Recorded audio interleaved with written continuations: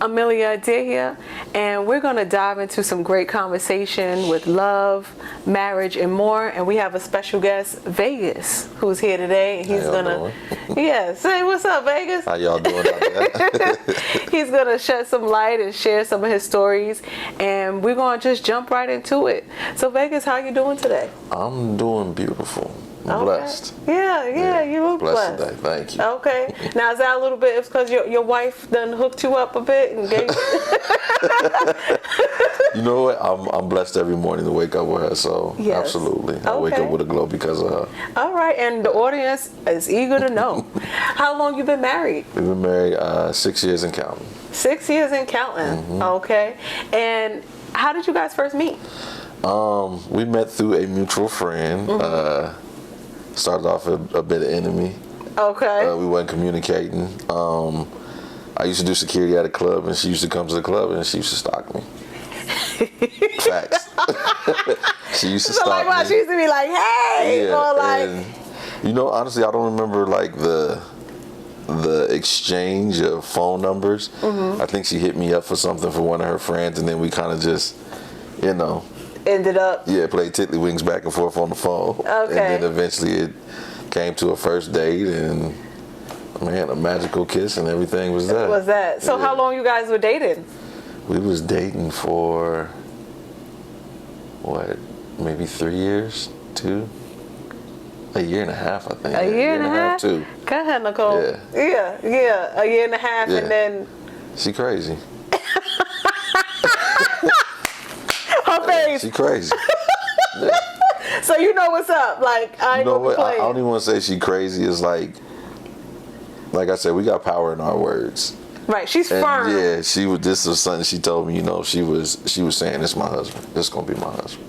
Okay. Did she say that to you, or was she told me afterwards? Okay, I was going to say. What I'm saying? She was like, it sounded a little bit crazy that, this person in their head, but it's like, Okay. It's power in words, yeah. Yeah, absolutely. She know what she won't. Yeah. And so her knowing that led her to certain actions that you understood? Absolutely. Yeah. Okay. Like what? Just being mindful of her heart, definitely was something that was put out there through that. Okay, like if y'all were getting closer, she would kind of have a conversation like, okay, if you taking this step, like how does that look realistically? We honestly just fill each other out. There's so many things that transpired in life where we had to fill each other out, and because we had to, guess what? We can sit down and conversate with each other. You're my best friend, so I should be able to talk to you about any situation that's going on with us.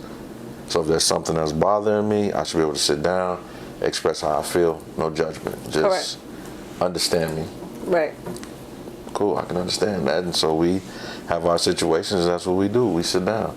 We have what we call the uncomfortable conversations, which is 9 times out of 10, you have this conversation in a relationship, it's going to spark an argument, it's going to spark a big one.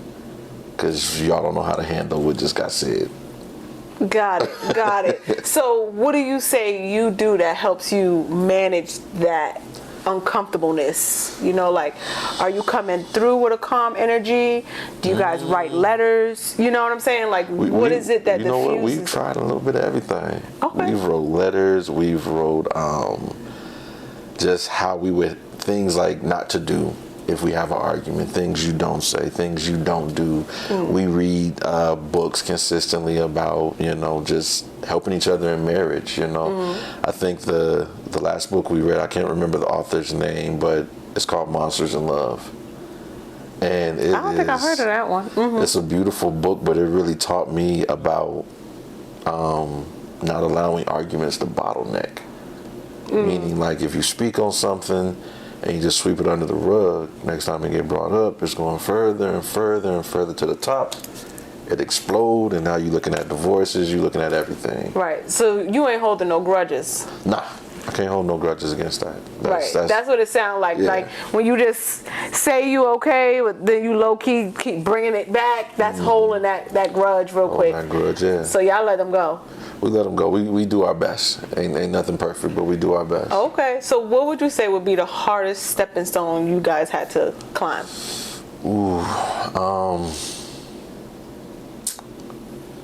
allowing each other to heal. We met at a time where we both were broken. And it's something that we've both started to understand is that hurt people. And healed people heal people. So we embarked along a journey together, broken, and literally been putting them pieces back together to show each other that we deserve the love. You got to give us more than that, Vegas. That was great. We need to be in it a little bit more. Like, what happened? You didn't remember her birthday. You get what I'm saying? Like, what strike there was a point in time. Yeah.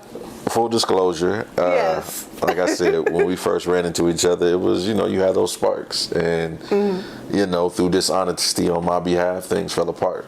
I felt like I betrayed my best friend. So fast forward, I wind up having to go to prison for 7 years. Oh, seven and some change. And throughout that process, it's like you can't be mad at situations that you are in. You have to take those situations and make the best of them. So throughout these 7 years of me being in prison and this woman up and down these freeways to see me, like, we're having conversations at visit that you're not going to have normally, with somebody on the streets. correct. So that's why I say we got into that, we're going to have these difficult conversations because there's nowhere to run. We both pretty much locked inside a cage. I like that. We're going to have this conversation, and sometimes these conversations are going to be hurtful. Things are going to be said the way you feel they should be said. It's a lot going on in there. But at the end of that tunnel, there's light. That we're going to respect each other more. I just learned a little more about you. You learned some more about me. So, we really pitching out the hurt in our life. The people of the past, how we're trying to transpire in the future as far as not hurting each other, and like you said, being held accountable. My actions have, consequences. Correct. Whether they be good, whether they be bad, nonetheless, it's a consequence. Correct. It's a consequence if I tell this woman I love her in the morning. Good consequences. I roll out that bed and don't say nothing to her. It's an issue. It's a bad consequence for the day. Correct. And that's great. It keeps you guys both in a great center peace, meaning like, she's not letting you slack off.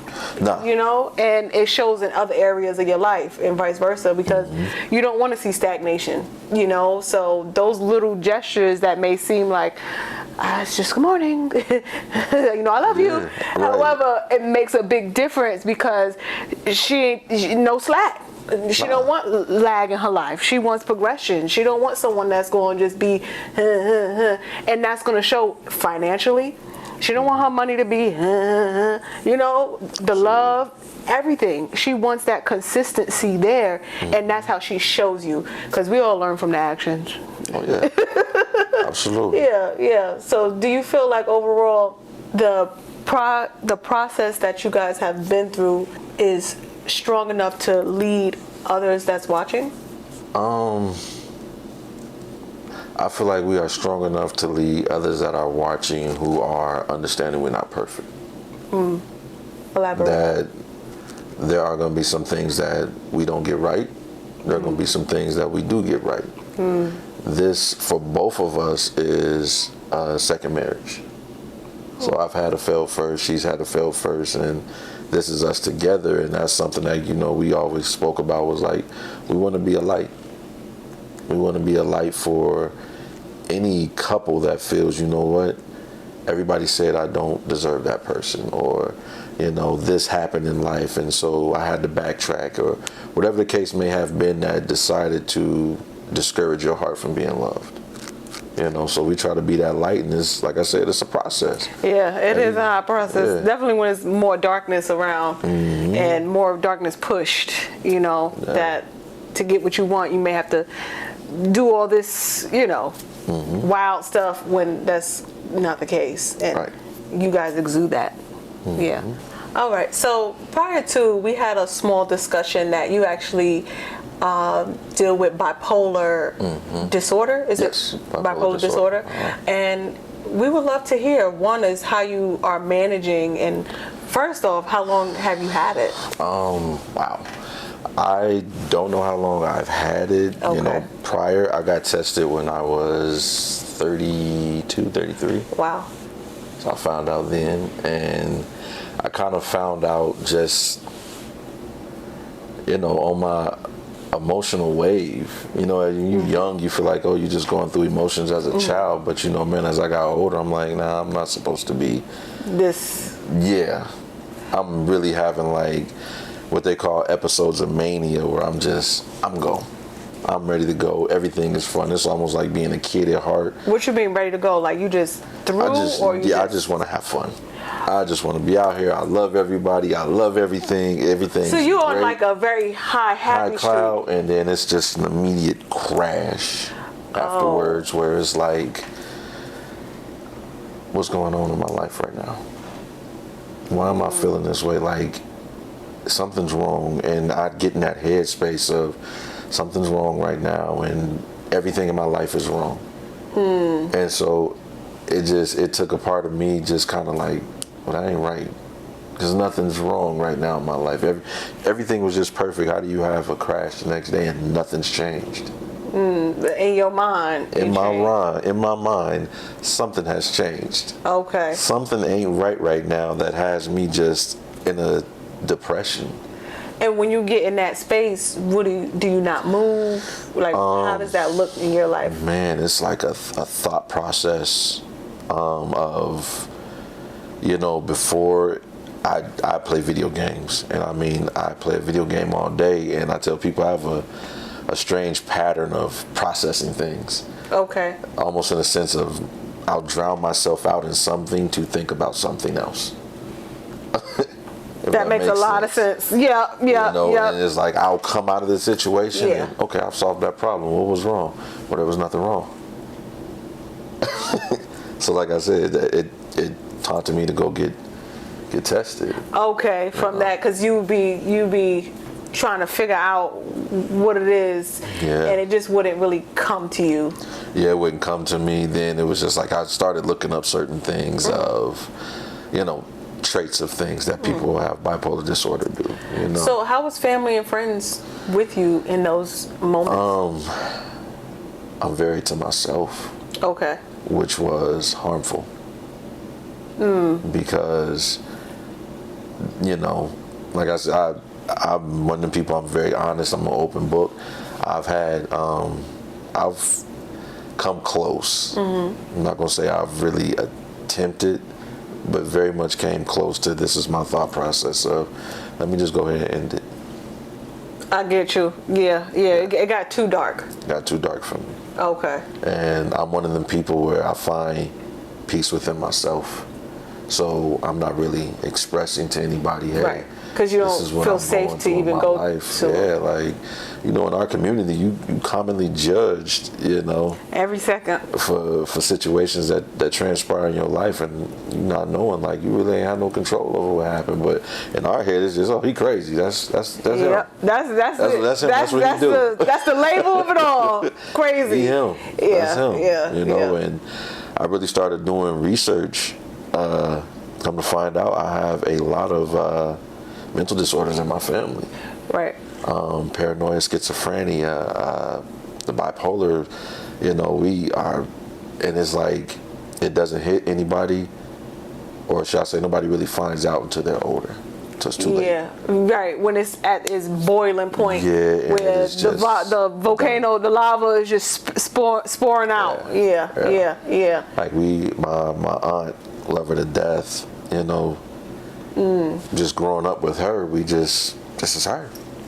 Right. It's my favorite aunt, you know what I'm saying? She is wild as me. Right. I love her. This is what we do. We just crazy people. Correct. And then come to find out, as she got older, there was so much, and this is what a lot of people understand, like, there's trauma that builds up.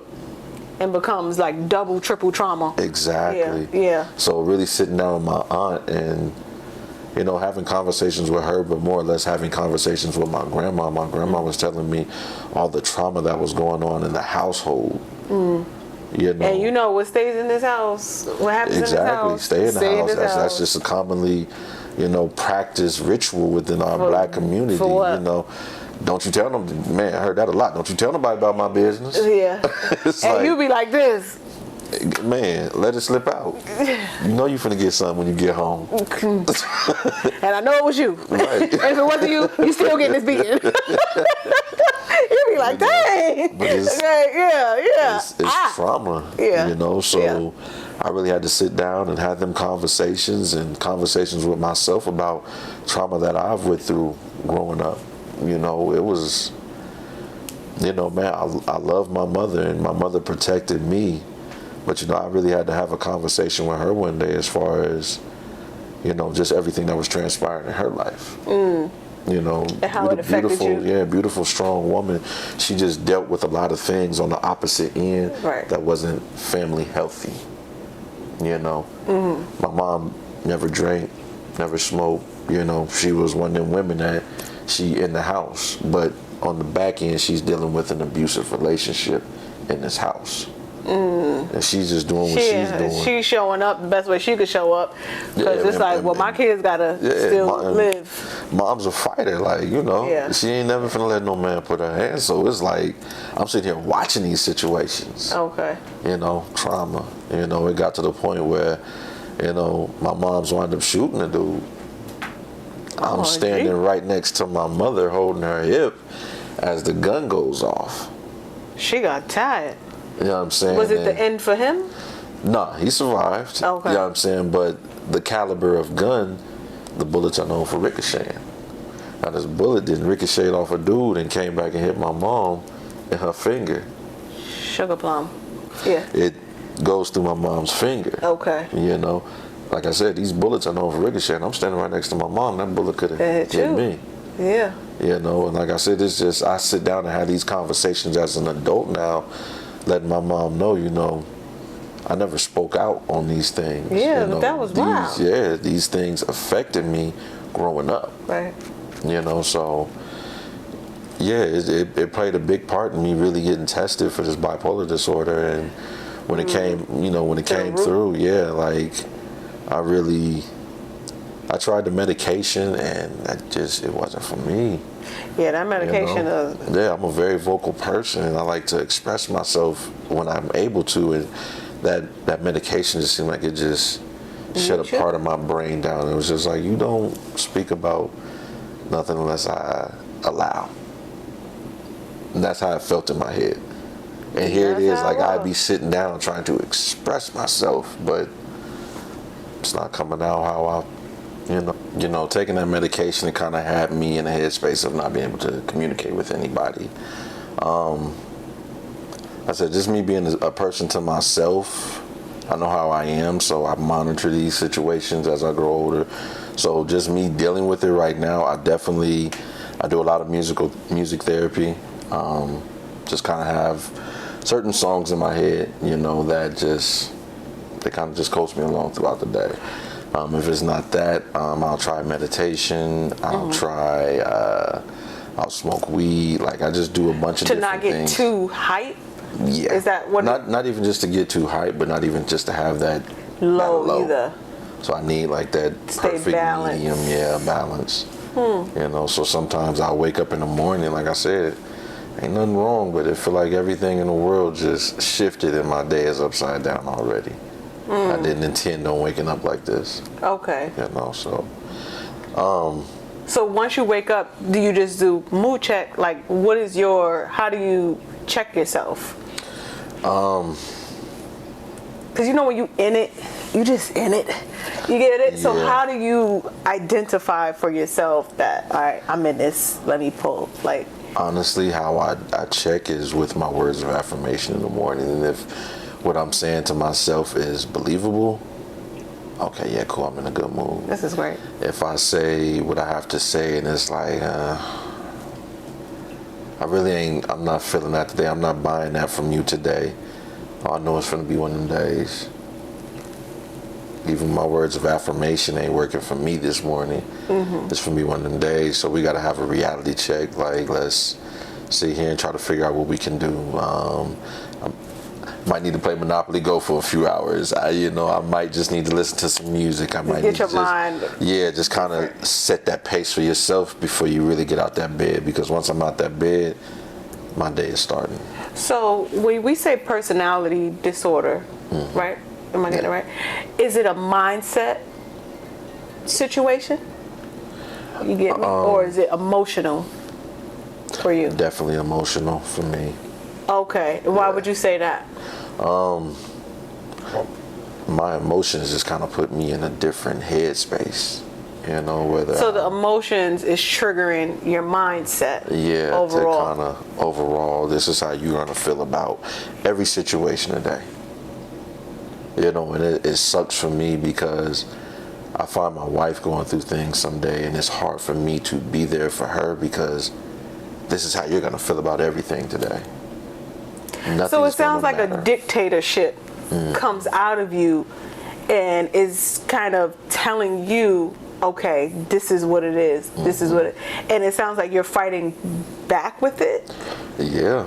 right? I have my moments where I'm fighting back and have to, I love my wife because she'll reality check me sometimes. Like, what does that I'm look like? going through this. This is what I need from you right now.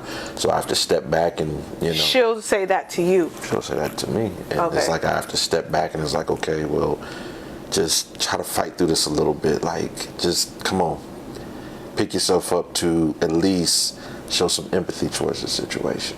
Okay. And it's hard for me sometimes because I'm not even having empathy for myself. Okay. So it's hard to be there for Someone else. Well, you got to Yeah, put your someone your else. mask on. When you're on a plane, put your mask on first in order to help someone else.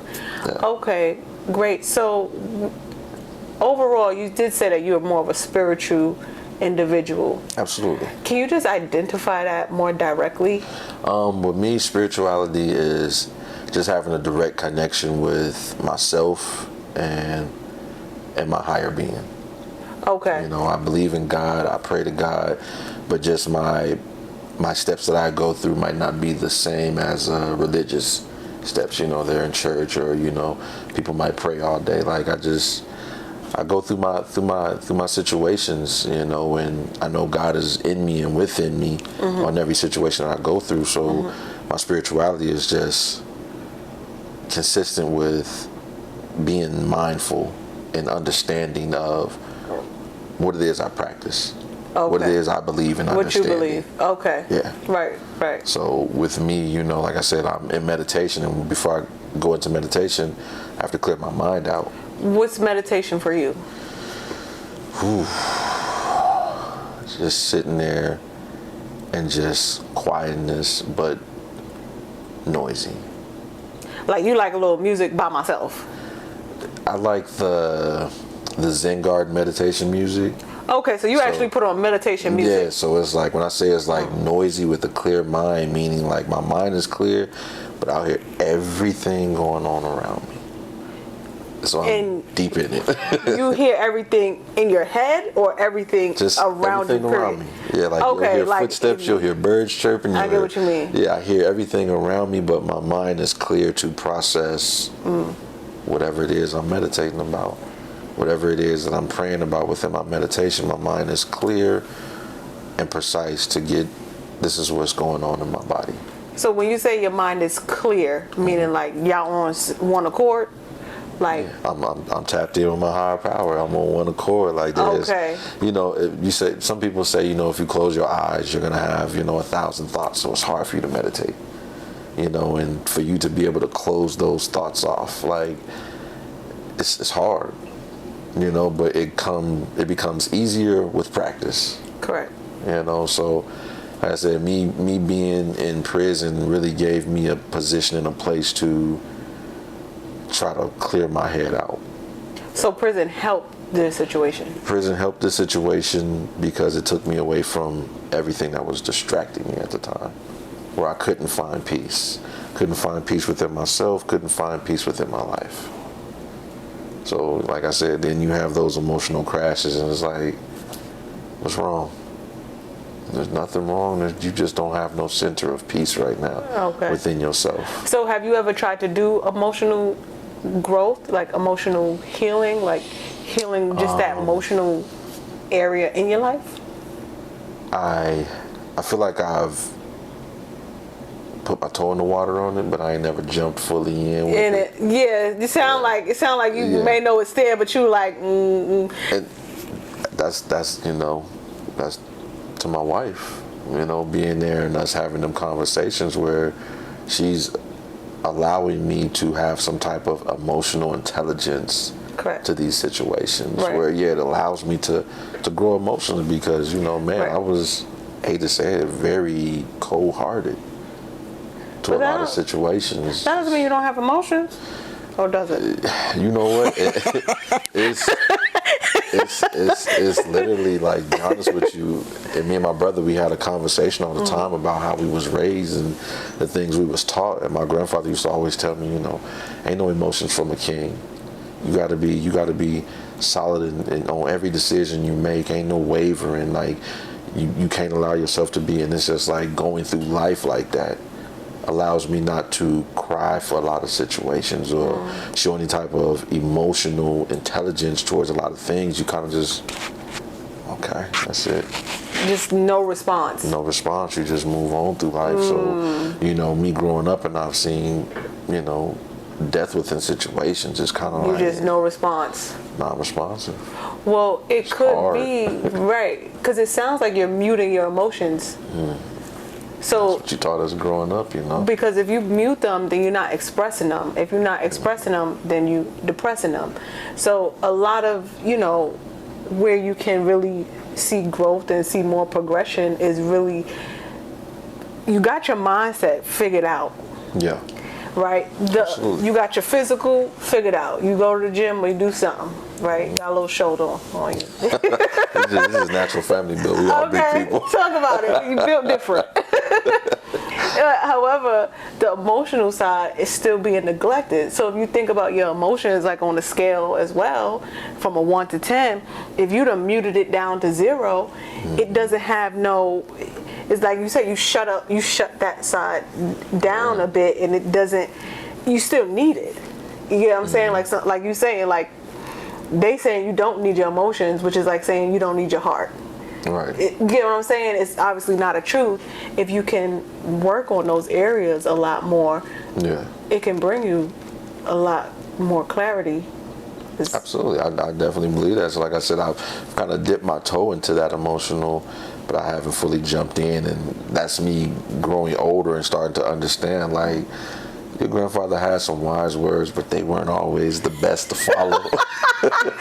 Like they expired. That's all. Like that might have been true in that time. It expired. Right. Right. And so it's like I'm growing up now, and it's like I have kids, and it's like I love them so much. I want to be there and have these conversations, and it's like, do it bring out a sign of weakness? Like it's in the back of my head because doubt.